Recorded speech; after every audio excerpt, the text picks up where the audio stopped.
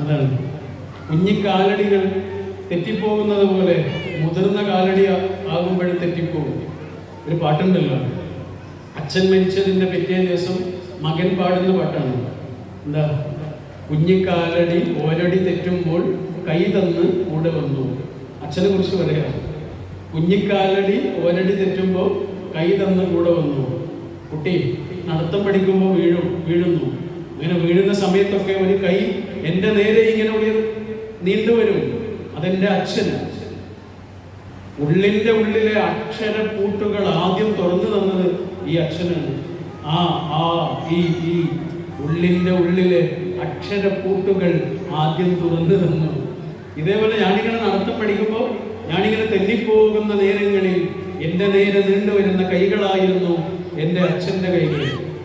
കുഞ്ഞിക്കാലടി മാത്രം നല്ല തെറ്റുക, മുതിർന്ന കാലടികളും തെറ്റും.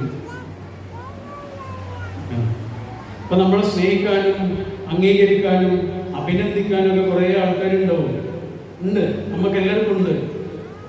പക്ഷെ നമ്മൾ ചെയ്ത ഒരു തെറ്റിന്റെ പേരിൽ, അല്ലെങ്കിൽ നമ്മുടെ അടുത്ത് വന്ന ഒരു അബദ്ധത്തിന്റെ പേരിൽ നാട്ടുകാർ മുഴുവനും, വീട്ടുകാർ മുഴുവനും, കുടുംബക്കാർ മുഴുവനും നമ്മളെ തള്ളി പറയുന്നു എന്ന് വിചാരിക്കുക.